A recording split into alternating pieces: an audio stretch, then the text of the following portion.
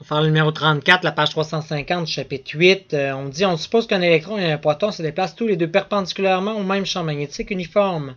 On veut trouver le rapport des rayons s'ils ont la même vitesse ou s'ils ont la même énergie cinétique.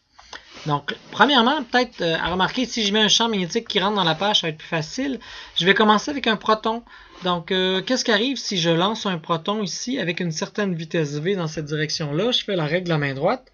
Et là, je me rends compte qu'il y a une force qui est vers le haut. Donc, l'électron va vouloir se mettre à tourner.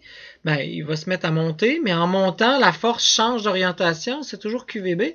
Fait qu'en fin de compte, ce proton-là va se mettre à tourner comme ça. OK? Donc, il va avoir un rayon de rotation R proton. Hein? Et si j'ai un électron qui va tourner, qui va aller aussi perpendiculairement au champ, donc là, lui, je vais le faire dans ce sens-là. Donc, si je fais aller avec la même vitesse, ben là, je me rends compte que lui, OK, la force va vers le haut, c'est un électron, ça va vers le bas. Donc, il va se mettre à pivoter.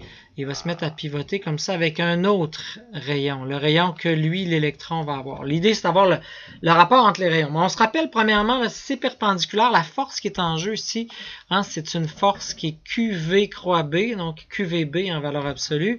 Et c'est la force qui va vers le centre, qui est égale à quoi? Mais l'objet se met à tourner. Hein, donc, il tourne puisque la force est constante. Hein, la vitesse ne change pas. Mais ça va être mv carré sur r. Ou si vous aimez mieux, l'idée là du mouvement circulaire uniforme.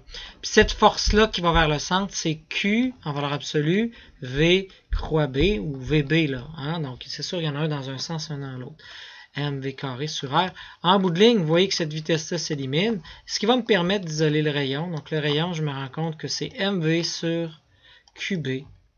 Et ça va me permettre de déduire, dans le fond, le rapport des rayons. Bon, premièrement, le rayon qui est par le proton, ça va être la masse du proton, la vitesse du proton. Ici, j'ai quoi? J'ai la charge du proton, puis le champ magnétique.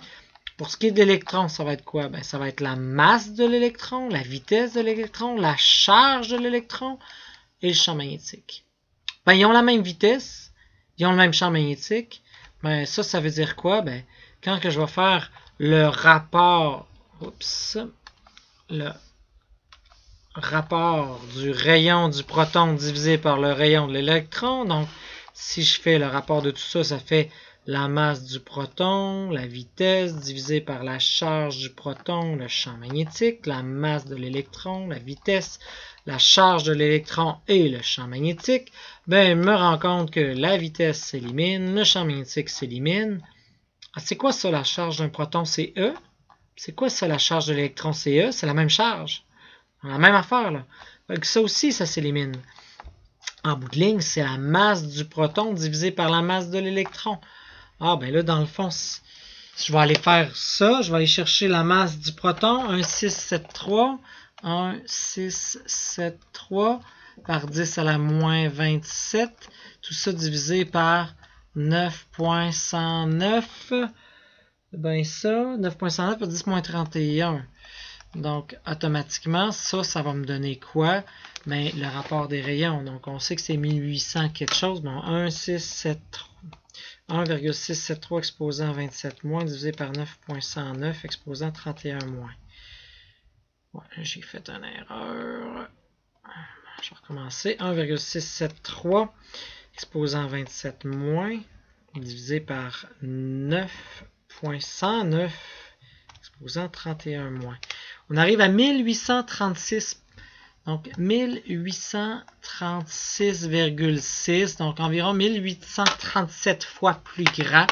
Donc c'est énorme, on va avoir la misère à mettre ça sur le même capteur, là, vous voyez un peu l'idée. Donc si ils ont la même vitesse, là, c'est vraiment là, énorme la différence entre les deux.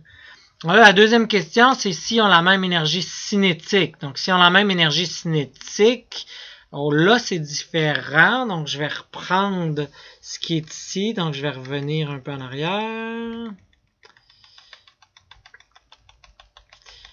Bang, bang, bang, bang, bang, bang, bang, bang. Là, ici, il va avoir, oui, le même champ magnétique, oui, la même charge, ça n'a pas changé. Mais qu'est-ce qui arrive? C'est la vitesse du proton puis la vitesse de l'électron, ils ne sont pas égales. Mais si on a la même énergie cinétique, ça veut dire que 1/2 la masse du proton, la vitesse du proton carré est égale à 1/2 la masse de l'électron, la vitesse de l'électron carré. Ah, c'est ça qu'on est en train de dire. Donc, automatiquement, je vais peut-être pouvoir mettre un dans l'autre. Je ne sais pas si vous voyez ici, ce qui me restait, c'est la masse du proton, la vitesse du proton sur la masse de l'électron, la vitesse de l'électron. Je ne peux pas les relier instantanément. Peut-être que ce que je pourrais faire, c'est me rendre compte de quoi? Ben, les 1/2 s'éliminent. Ici, ça fait masse proton, vitesse proton, vitesse proton est égal à quoi? Masse électron, vitesse électron, vitesse électron.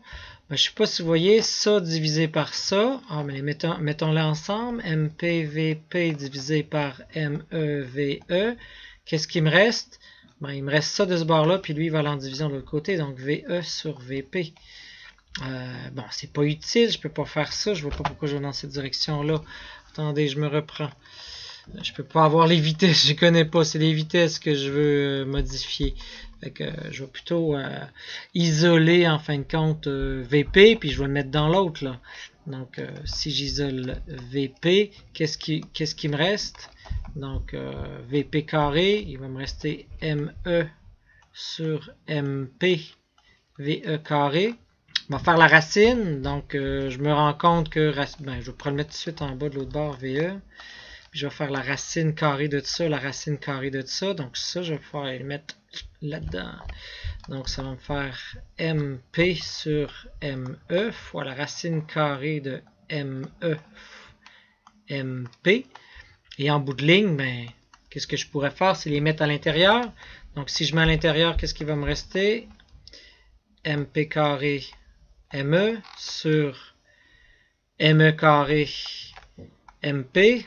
Et là, je me rends compte que bon, ça va s'éliminer. Et il me reste la racine. Hein, je ne sais pas si vous voyez. La racine de MP divisé par ME. Et ça va me donner combien? Donc, c'est automatiquement ce qu'on avait trouvé tantôt. 1800 quelque chose. Mais c'est 1 sur 1800. Non, c'est la même chose. 1800, mais racine carrée. Donc 1836 que j'ai dit. 1836, racine carrée. 1836. Ça me donne 42,8. Donc 42,8. Là, ici, on voit qu'ici, on a la même énergie cinétique.